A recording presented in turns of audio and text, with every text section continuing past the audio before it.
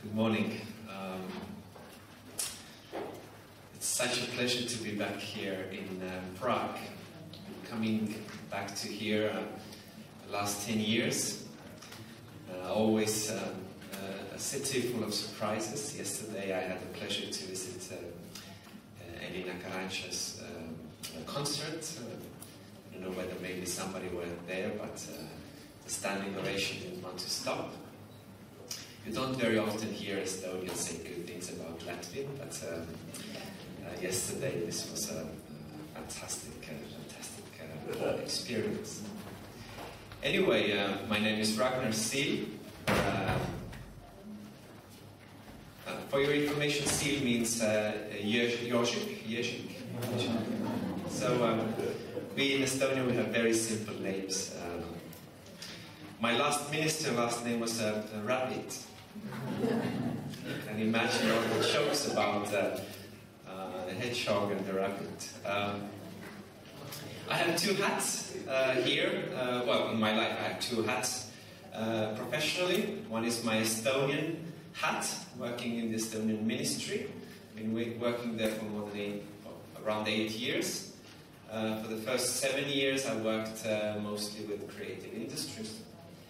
And then the last year, a bit more than a year, I've been working as the Undersecretary for the Fine Arts. That's not very usual, that they put somebody working with creative industries, the business side of culture, to responsible somebody for opera and ballet and the others. But it has worked out fine so far. And my second hat is the hat that Eva was talking about in Brussels, and in the working group for the creative industries.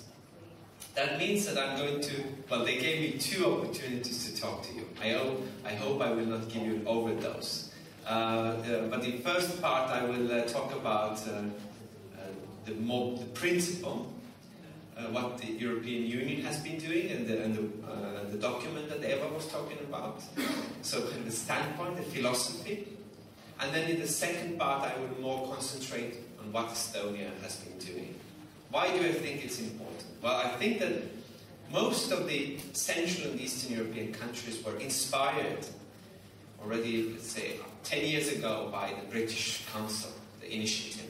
So we are more or less influenced by the British way of doing things when it comes to creative industries. When you look at the domains that we talk about, when you look at the definitions we are talking about, it's all the British influence.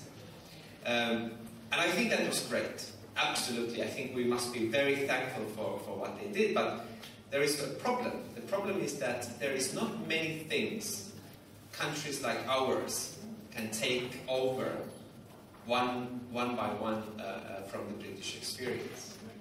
I think that's why Estonian story could be of any use for Czech Republic or Slovakia or Macedonia or many other countries I've been visiting, is that first of all, we're small countries. We come from the same background, more or less. We have had approximately the same time to really build our economy. We have, the language space is quite narrow compared to the British experience. So I think that what we can learn from each other is as beneficial from what we can learn and take over from the British experience. Well, Estonia is very small. It's like a left side of the main street in London. So I'm like a culture boss in a village. Estonia is as big as Prague, 1.2 million. So it's very small. It has its good sides and its bad sides. The good side is it's like a test ground. We can test almost everything with everybody. We don't have to take like a test group of, let's take one sector and 100 people in one part of the country. We basically always test with everybody right away. And many of the systems we can reform, we can implement systems very quickly. On the other hand, the market is almost non-existent. Now that's, again, has a good side to it. It means that every Estonian has to think internationally. Exports, and when we talk about creative industries, culture export, it's not a question of choice. It's not whether we like it or not. It's a question of survival. You either play on that market, or you basically are marginalized in a very small market. So, and probably you would say the same thing, even though you have 10 million people. You would say we are small, and we have big neighbors next to you. So, I don't know how much you know about creative industries. I must say in the very beginning that I do think that we need clarity. I think we need to be very clear on what we talk about. We need definition. I think the work of mapping, the numbers, the contribution of culture, statistics is extremely important. Statistics on culture in Europe in general are very bad.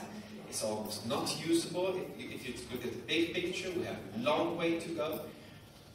But on the other hand, and I do some research myself, so I work with this, scientifically as well, but in my work now, here and standing in front of you, I'm a policymaker. So, in that role, I can say that I'm not a big definition man. Okay? I'm not obsessed with definitions. When we started to work with Eva in the Brussels committee, the very first thing I said when I took over the presidency, I said, in this committee, we are not going to talk about definitions. Because if we start a debate on definitions, that's going to be the only thing we're going to talk about. Okay? So I think I've seen, unfortunately, too many cases where policymakers on the governments or city level or regions have been busy with mappings, designing better statistics, and discussing and arguing on definitions, and not really doing any actual work. Like not putting actual support measures, not providing actual results. So I have taken a more pragmatic approach. I can say already in the very beginning that we do not have defined creative industries on a national level in Estonia. We do not have in Estonia a document called Creative Industries Document, Strategy, Development Plan. We don't have anything like that, nothing. What we've done instead is that we understood that the money does not lie in a separate document. The money lies in the existing documents, in the National Development Plan or Innovation Strategy, or the Business Development Strategy, or the Regional Strategy, or the Tourism Strategy. So these are the documents where creative industries and culture must be included. Okay? So the most basic document in Estonia, or two of them, regarding creative industries, are outside of the sector, not inside the sector, but where I will have a slide on that as well. So I am much more pragmatic on that, and what we learned from the Brussels Committee, very, very simply, and a bit of surprise, but probably not a surprise. When you go around and talk about creative industries, and especially when you talk about using EU money for developing creative industries, and the structure funds, then many people have said in the regions, we would like to use these funds, but the EU rules do not allow.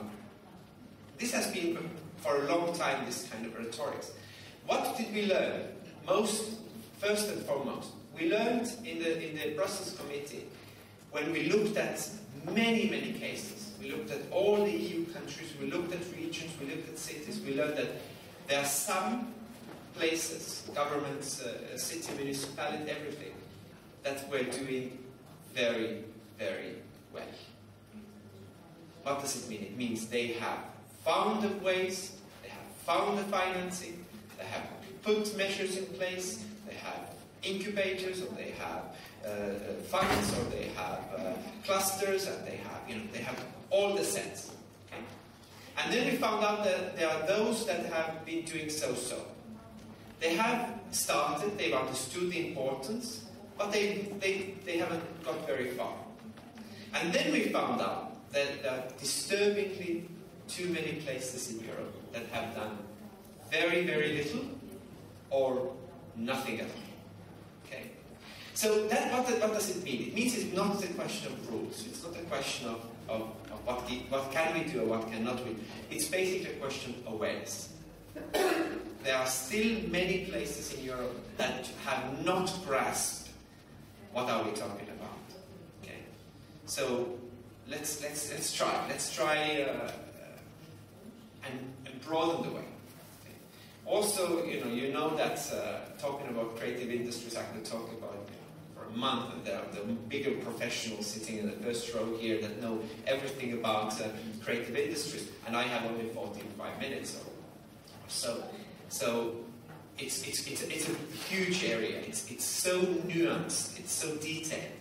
It's to talk about in the same speech, using the same term, culture, creative industries, and meaning opera and the National Ballet, and really the software developing companies. It's almost like talking about butterflies and elephants together.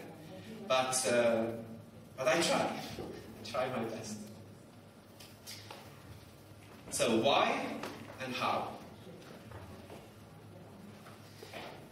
I told you that I'm not a definition man, but still, if you allow me, I'm going to trivialize this sector now a bit, and I'm going to tell you with 3 slides. For me, very often when I need to explain what creative industries are, for people that have no clue, I'm not saying that you don't have a clue, but people that I talk to that have no clue, I use these 3 slides to make my point. And if you allow me, I will use it on you as well, just to make how I see very, very simply. It's the most simple way to explain what creative industries are. Okay? So what is this? It's a spoon. How is spoon in Czech?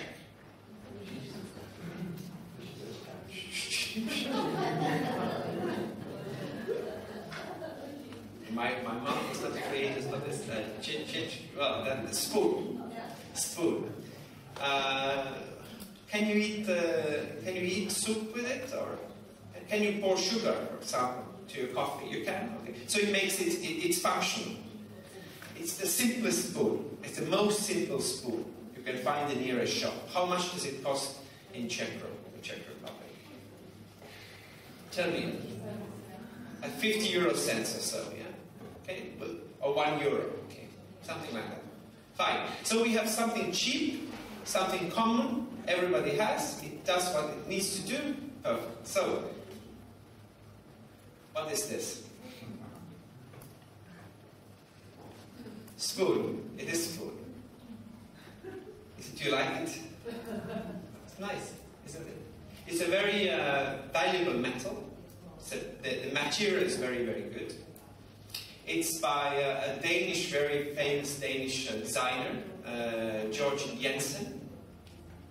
You heard that? I saw the same spoon in Copenhagen airport. What do you think, how much did it cost? You can guess. 150 euros. So this is 150 euros. This was 50 cents, this is 150 euros. Now, can you eat soup with it? Can you pour sugar? Not really, because there are holes in it. Well, so you take something that works and costs 50 cents, turn it into something that doesn't work, and take 150 euros. Well, this is what I call creativity. Okay? You need to be bloody creative to come up with something like that. Now, I'm making fun, of course. It's serious business. This is adding value. Okay? We're selling something else. We do not sell products anymore. This is what our countries like Czech Republic or Estonia, have been famous for a long time now. These producing, like subcontracting cheap stuff. Yeah? Cheap labor, cheap stuff. Producing, and then IKEA sells it under its own brand. This is where we need to get. We need to start producing something original, something new, something that adds value, and something good for the economy. Okay? Now, if this is the only picture, that would be a bit one-sided. That would say that creativity is something very top-end, this is something exclusive. Okay? And that's not the message I want to make. So there's a third element. So every country probably can add a new spoon there. My spoon comes from the island of Saaremaa. That's one of the biggest islands in the Baltic Sea. And the island is very famous because there is juniper trees. You know, these trees that smell, they have this very distinctive smell. If you ever visit that island, you always buy one of those, okay?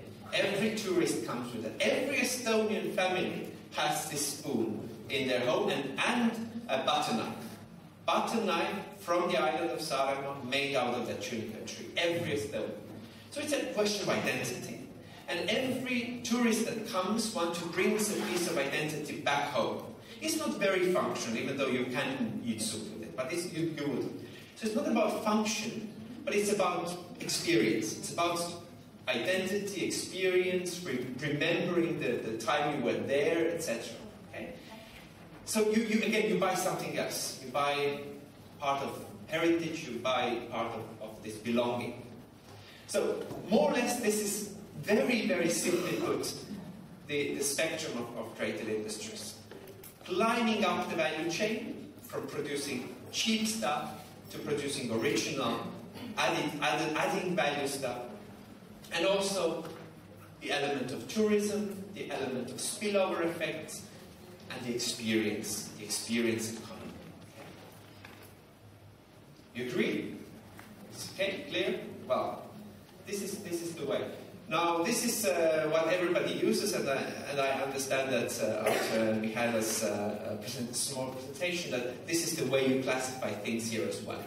Again, it might help you as a policymaker, it might not help you, but you have to understand something. You have to understand that those sectors in the heart there, in the core creative fields, like a national opera, or theatre, or some museum, they are the elements, usually, they're part of the culture policy. Now, when I'm here in front of you, and when I say the word creative industries, I do not talk about culture policy. Now, this is wrong. Methodologically, it's wrong, because culture policy issues, the core art fields are also in that part. But in Estonia, when you say creative industries policy, you talk in addition to the culture policy. The logic there is that culture has different values. Okay? The first value in culture is intrinsic value. Intrinsic, that means that comes within. That means that value of culture you don't measure, you don't count, you don't put the price tag on. This is the value. You don't have to be a businessman to be culture people. Okay? This is why we put money into ballet. This is why we put money into operas and theatres and libraries, etc. This is for our identity. It's for the creativity. Okay? You don't ask these people to be somebody they are not. And usually the mechanism to support this part is subsidy. I'm simplifying, but mostly you give subsidies. And usually the responsible ministry is Ministry of Culture, and the policy is culture policy. Now, many culture people would say, but that's it. Nothing more is important. But as a pragmatic, I would say there are more values to culture than intrinsic value. There are more. Firstly, every day, every moment, books are being sold. Concerts are being visited. Games are being downloaded, etc. There are movie tickets. There's a business. There's turnover in that sector. Okay? So it's about economy. It's about selling your product. But that's not only the thing that we talk about. We also talked about the spillover effects. We talk about the fact that you need culture for a region, for tourism to flourish. Okay? Usually cultural environment, culture and nature. Okay? So you need that. So it's not the culture itself that acts as a business there, the museum, but it's the other companies around that ecosystem. Okay? The accommodation and the service provided. So, in Estonia, we talk about added policy area to the culture policy.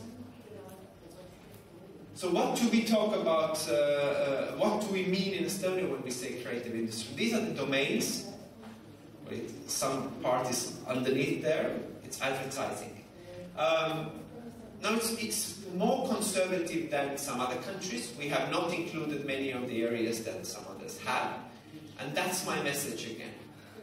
It's always in these kind of places where people start to tell you the amount of creative industries, the percentage of the GDP. That's always what they do. You also did that. Yeah. We always. I will have this slide as well. The message is, after today's seminar, never take it as a pure gold. Okay? Because especially when they start to compare it with other countries. There is no one definition in Europe. There is no list of domains that all the countries have agreed. So when I say 3%, and you think in our country 3%, they might mean absolutely different things. In some of the research, some of the countries say we have 7%, some say we have 10%. It's true, it's just that they add so much more into that nomenclature. Okay? So you see how different they are. They are businesses as usual. Advertising, business as usual. Design, very understandable for the Ministry of Economy, the business value of design. Audiovisual sector, I mean broadcasting, media companies, any other business. Architecture, more and more acting like a business even though there are some problems. Publishing, vulnerable but still a business. And then we have libraries and handicraft and museums and stuff like that. So we have a very wide coverage. So this is what we have in Estonia at the moment. We have done 2 mappings, and at the moment we're doing the 3rd one. But what's the message? So this is pre-crisis situation. But we say that almost 10% of the companies, almost every 10th company works in the creative industries. Okay? That's not small. That's a big area. Almost every 20th person in the workforce is employed in that sector. Suddenly, culture has always been the beggar, standing in the road and asking for money. Culture, never gives anything back. Culture is always, in every country, the first one to be cut when cuts are made, and the last one that anybody gives anything back to culture. And suddenly you start to talk to these people in their own language. You say, it's not just, libraries and museums and archives. It's much more. It's about 20%, it's about 5% of the people work. And the policymaker wouldn't so easily make cuts in a sector that have so many people working. 3% of the GDP, that's I'm very critical about.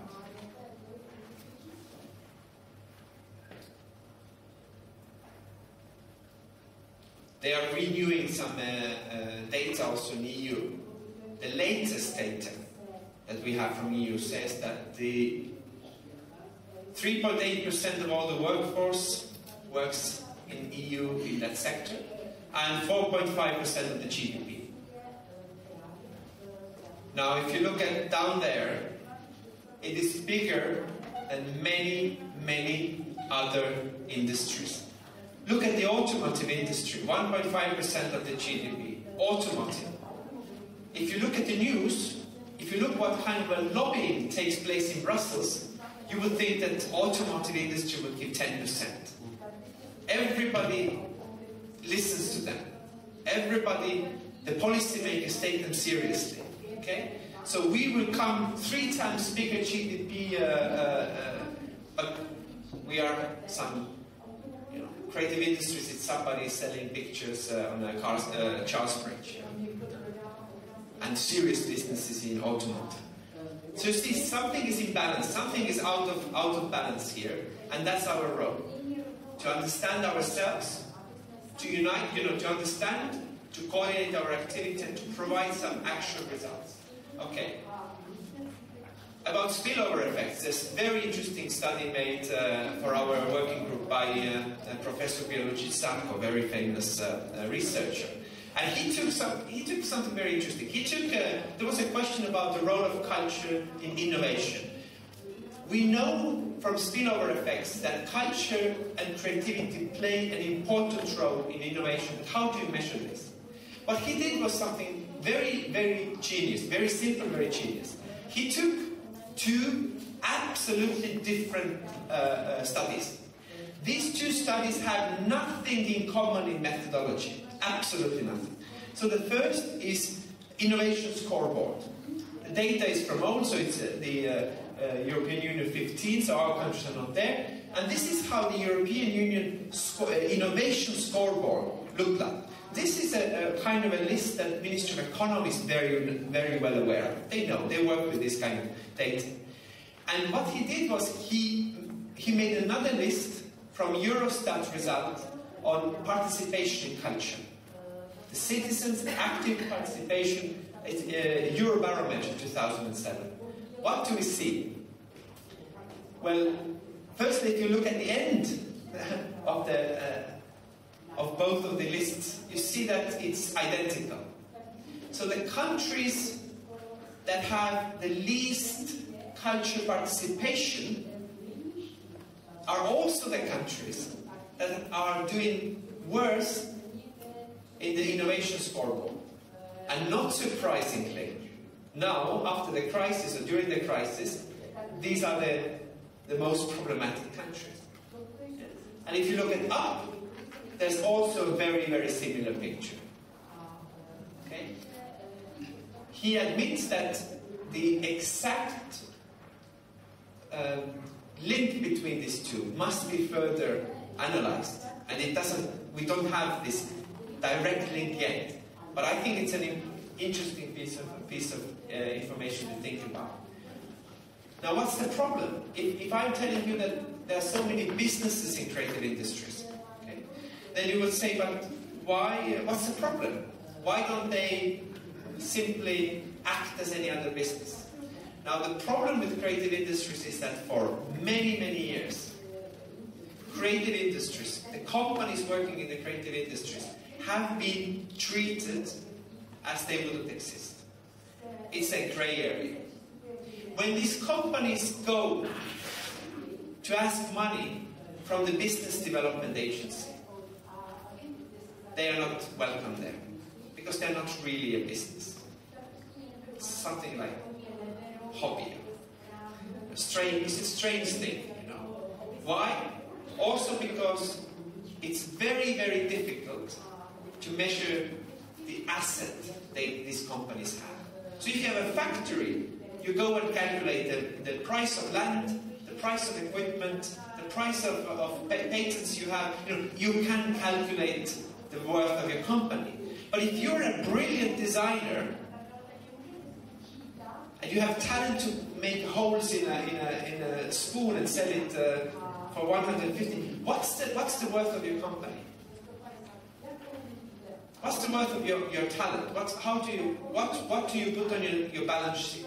And if you don't know what to put on the balance sheet, then how come the banks can give you loan? Okay, problem.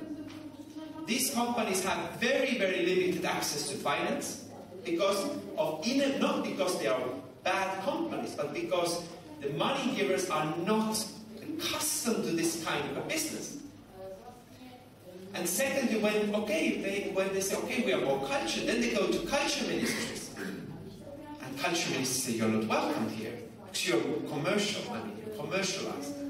We do, with a high culture here. So for years they have been pushed around, different offices, and there's nowhere to go. That's why the Estonian government created this creative industry fund and took special funds from the EU structure funds for that purpose, to make them equally competitive with other companies. We don't want to create parallel universe. We want to say that all the companies should be treated equally. But since the starting point is so different, we need to help the others. Okay, we need to help them to get to that level. Also, the problematic thing about creative industries is that the companies of the creative industries, the workers, is the future workers. This is how our future will look like. What does it mean? The time of the Ford line production is over. Less and less workers all over the world are employed as a line workers. What does it mean? It means that nowadays, in future jobs, the jobs are more mobile. It's more project-based. You're not stuck with one company, with one project, with one task for a long, long time. Okay? You need much more diversified skills. Okay?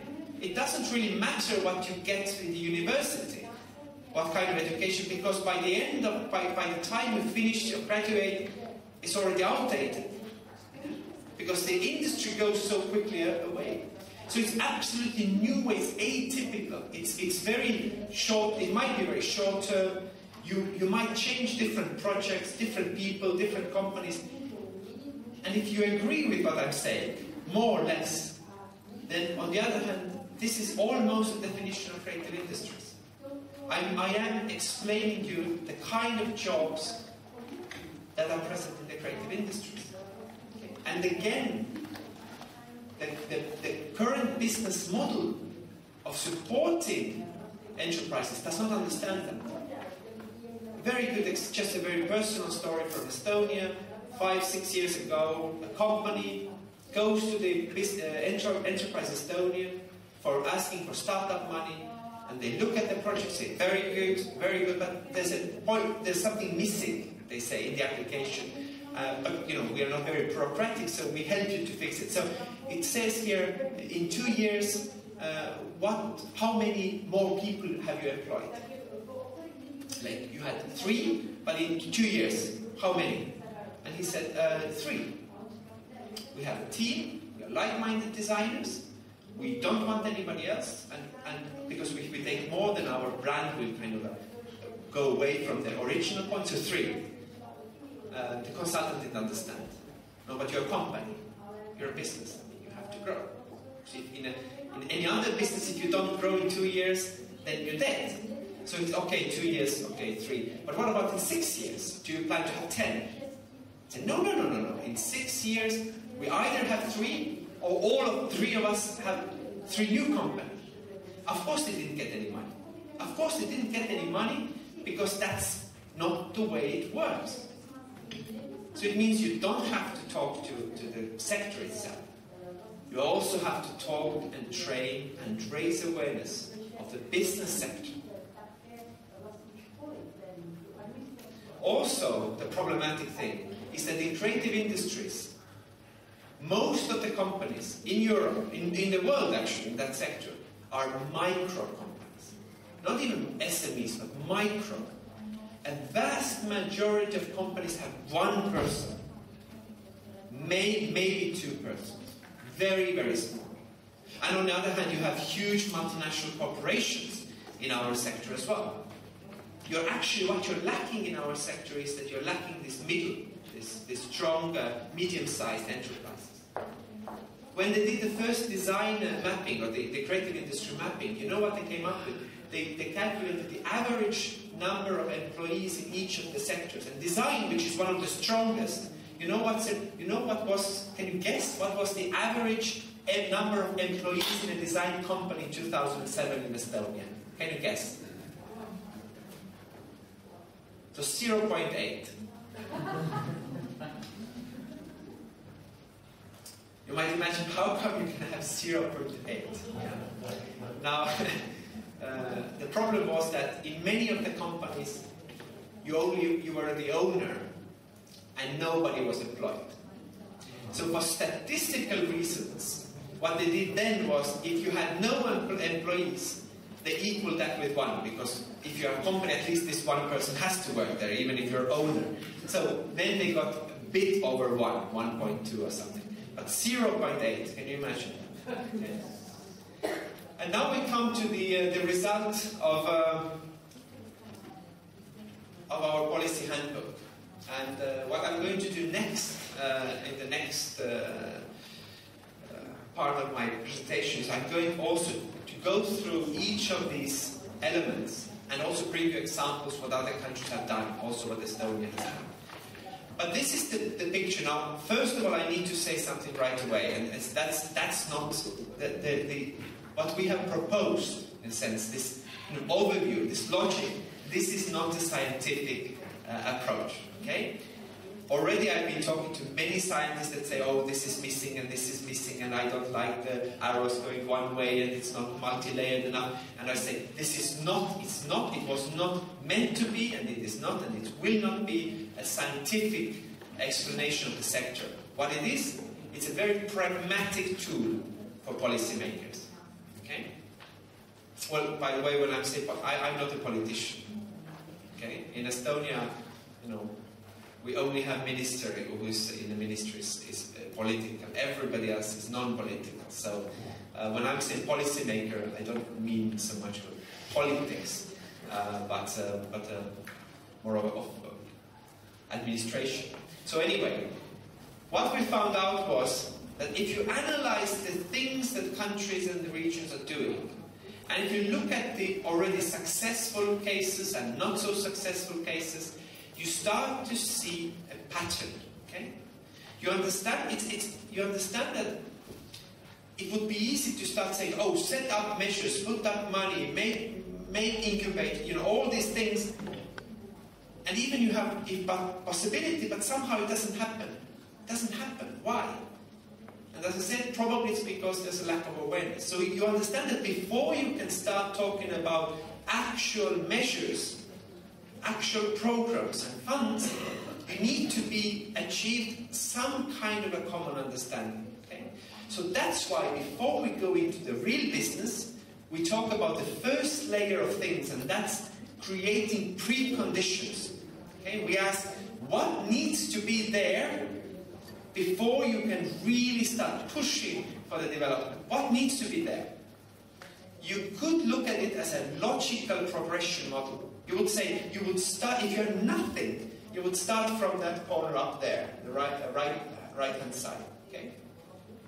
It also can be used as a kind of like a diagnosis chart, like a doctor. You would say, I think our situation is more or less here, and this is what lies ahead of us. So, if you look at the preconditions, you have to understand that the aim there is creating a favorable environment. Okay? So what is the pieces of that environment? First of all, you need mappings and studies. Before you start designing your specific measures, programs, you need to know what is there. You need to know that. And I understood that in Czech Republic, this work has been done, you're doing this, and this is necessary. It's not only about mapping big picture, but it's also going into sector specific. You have to, if you want to develop a film industry or develop a film cluster, first you need to have a cluster study to understand. But what's your position in the film cluster of film industry in the region, the country, in the region, and in Europe wider? Who are your markets? Who are your competitors? Your basic market analysis needs to be done. A couple of years ago in Netherlands, Rotterdam wanted to choose one of its priority areas, a film, audiovisual cluster. Now this is very good, it's fantastic, but there was one big problem. 99% of all the companies, of all the professionals in audiovisual, all the transactions were made in Amsterdam. So it's not so smart thing to start building up your own cluster or taking a priority area in a field that you have no way, absolutely no way to compete just next door. So these are the things you need to take into account. In Estonia, we have not chosen the priority areas, definitely not. We have not said that our priority areas are design, architecture, software development, and everything else is left out. No. Instead, what we did was we chose horizontal themes. Right? For example, our priorities is new businesses. So we help all the sectors to get new businesses. So it's about incubation services, capacity building, etc. Another priority area for us was export. And we are supporting export measures not only in design or architecture or the usual suspects, but also in performing arts, music, contemporary art. We set up a contemporary art export center that is with the EU structure funds that is present now in most important contemporary art fairs in the world, promoting and selling Estonian art. So it can be, you know, very, very wide. So if you've done that, you see how it goes. Strategic alliances. Who are you working with? Who's in your team? I've said it many, many times. The best, absolutely the best, simplest, and the quickest way to analyze or to diagnose the health of a creative industry's development in a country is to ask one question from a Minister of Culture. And that is, who is the person, Minister of Culture? Who is from Minister of Culture? Oh, you, okay, you're me. Do you have, that's the usual question, do you have mobile phone in your hand, do you have in that mobile phone a mobile number of your colleague in the Ministry of Economy that deals with creative industries? Do you know his or her first name? Can you call right away? If the answer is yes, we have some hope. If the answer is no, then there's a long way to go. Okay? You need to work together. If it's only an issue for the Ministry of Culture, you're dead, you're done. Okay? Then it's only going to be about high culture. It's only going to be these fancy projects. It's only going to be using EU money for the heritage. That's it. That's then the understanding. Okay? And I'm an undersecretary for the fine arts, for God's sake. Yeah? And I'm from the ministry. But that's not the way to go. Okay? If it's only going to be the Ministry of Economy, and there are many, many cases where the Ministry of Economy is in the driving seat, then what they do is, that's good, but what they do is that they will exclude everything they don't consider business at all. And that means they don't see the entire ecosystem. They only see the end product. But okay, a very, very famous band that brings a lot of royalties from abroad for your economy can be an end product. But if you don't see the entire ecosystem of the classical music scene, music schools, children playing instruments, etc., where the new bands will come, was a new source of innovation, then you miss the point. So it needs to be together. Minimum these two. It would be good if there would be a Ministry of Regional Affairs, usually about these, they are very important for the structure funds, also tourism development, regional affairs, and also, unfortunately always, in my experience, the weakest link, but very important, is the Ministry of Education. In the countries where they are joined, Ministry of Culture and the Education is a bit better, but in countries that are not, education sometimes does not jump on board. Okay, so that's very, very simple thing. We started this in 2005. We have a working group with these ministries coming together. It's coming together regularly, and we work with all these issues constantly. The money that, for example, we got from EU is actually administrated by the Ministry of Economy. It's not a culture money. It's business money. Everything that I will tell you about how we support the creative industries, how we support development centers and export and incubators, it is not a culture money. It was never meant to be a culture money. It's a business money. And why I'm saying this, it's so important, because until you don't make that clear, at least maybe that was a Estonian example and that was a good thing, is that the culture people will always be critical. They would say, so do you give my money, the culture subsidy money, for advertisement business or design business? Do you take money from ballet or opera and give it to the business? And they wouldn't survive. I mean, you wouldn't survive. So in Estonia, we always made it clear that the money that we have extra for developing creative industries was never a choice between opera or a creative industry. It was choice whether it goes from the business money to the creative industry or it goes to the biotech or something else we don't want to know. Okay? So this source of money is very important. You need to have awareness raising. Now the European Union is planning for a European Union-wide awareness raising initiative. We, in the first 2-3 years, we set up a program for Creative Estonia. I will explain that in detail what they did. But we put lots of money in awareness raising on every level. We talked about, we talked to the sector because they have to be united. We talked to the businessmen, the bankers, the financial, the business angels, etc., to make them understand the risks and the potential of that industry. We have created, we organize joint sessions of the parliamentary committees of culture and economy. We have made those joint sessions in the creative incubators, in creative businesses. We created in the Ministry of Culture higher culture courses. And that's for all the highest civil servants from all the ministries. And we make them understand, so we get allies from each ministry, even from defense. Everywhere. And actually defense gives quite a lot of money for culture. So you need to have these people.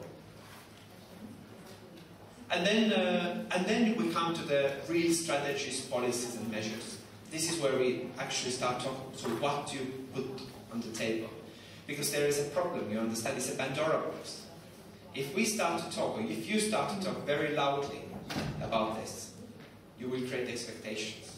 Now expectations are very, very powerful force. They can do a lot of good. But when the government doesn't deliver them, it's very unpopular. In Estonia, when we started, as I told you, there is still no document on creative industries. However, our government has always been very forward-looking. You know, Sky country, so everything new must be embraced. So they wrote the creative industries in the EU strategy, in our EU strategy. That's the main document we have. We got all the money from the EU we wanted. Or not all. It was a kind of advance. Nobody knew. The moment the government gave the money, it was 2005, can you imagine? Nobody knew. The people that gave money, they didn't know what they gave it for. We got the money, we had no clue what we used it for.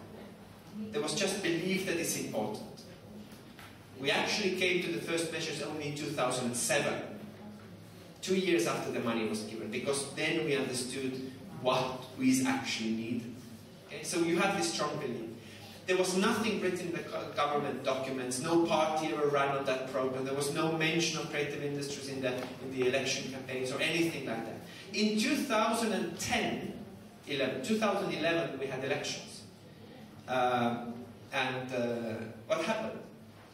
Every major party had a separate paragraph for creative industries in there, every party. The coalition that continued, this was an old coalition that continued, had more than, well, they are mentioning it in almost, I think, 8 or 9 places, but they have, in the coalition agreement, they have signed 5 specific measures on creative industries, is there. That's the strongest mandate that we have for our work. We always say, if we did everything that we did so far without a mentioning, okay, and what we can do with that. Why I'm saying this? I'm saying this because you need to get the politicians on board. Okay? But only to get the money. And then they need to get away from the board. Okay? Because then you can actually start doing work. Okay? Then you can really, not politically driven, but the sector specifically, start combining measures and fun. But that was a very unofficial comment on politicians, I like them. So this is the first line. And only when you have done this, then we start looking about the sector itself, the companies working in this, the percentages and the numbers I was telling you about. And the question is, what can we do to strengthen that sector? That the companies there would be more sustainable, that people working there would be more competitive. Okay? So you have lots of I will bring examples in my next part of the presentation. It's very simple, I mean, very logical if you look at capacity building. You need training, of course. You need training, you need skills, you need new competences. Very clearly. What can you mentoring programs, coaching programs, etc. Just look at what the UK has proposed in the last 10 years. You get a lot of different inspiration from that. Then it's about physical infrastructure.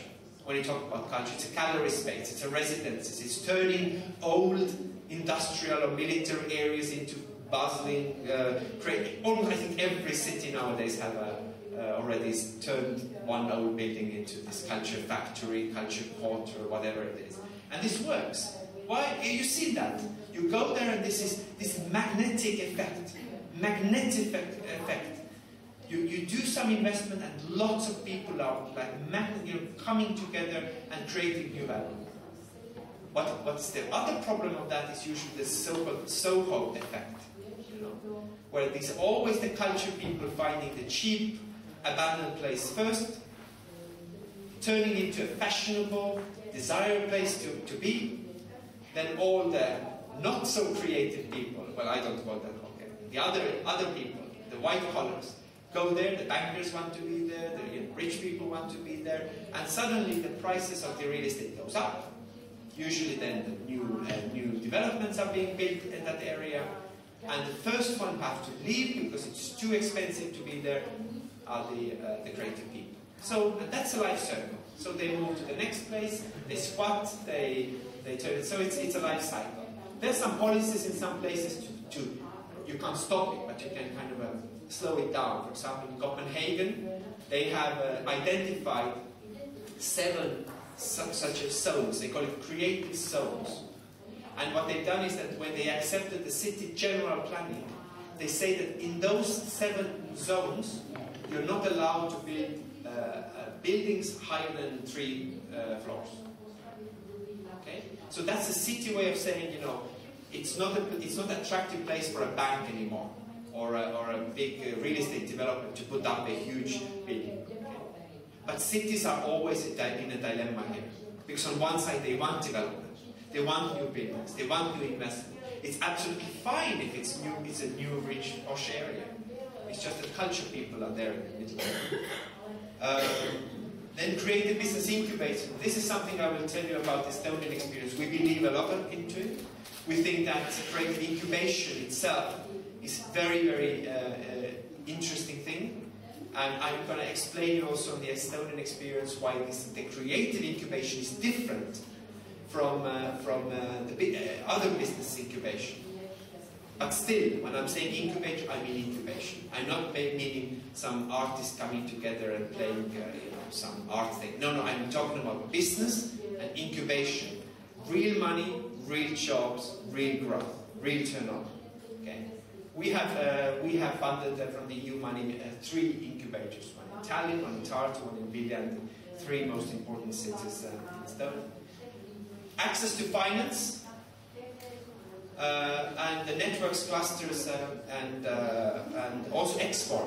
Now the problem is that our working group was working for 1.5 years on this general model on how to use the structure funds. Now we are going to continue.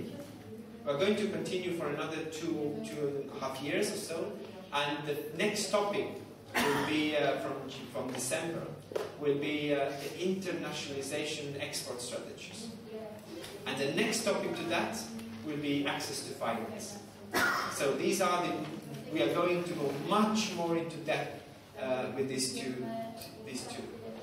And clusters networks are very, very important, especially clustering also across the border, between regions across the border. I'm going to give you an example for each of those boxes so you can see pragmatically what you can do, not just a big word. Okay? The third layer, that's probably we don't have much time today to go into depth, but I can tell you something. I can tell you that whatever I'm telling you here, whatever all the reports are telling you about creative industries, for the policymakers, in the end of the day, it's always going to be a niche. It's always going to be second-hand player. When they are really starting to listen, it's the third layer. That's the contribution of culture and creativity into other areas of society and economy. Design is most, as I said, design they understand. You need designer to add value for your company, to climb up the production chain, to make Skoda a success story. Let's debate on how much of the success is due to the fantastic technology and how much is due to the design. They both have an important role to play. I will bring a couple of examples as well. But what we found out in our team was also that even though everybody knows that there's this contribution, everybody feels it, but there's very little evidence. There's not enough data to show this directly. We absolutely know about tourism. I mean, the role of culture in tourism, that's clear, you understand that.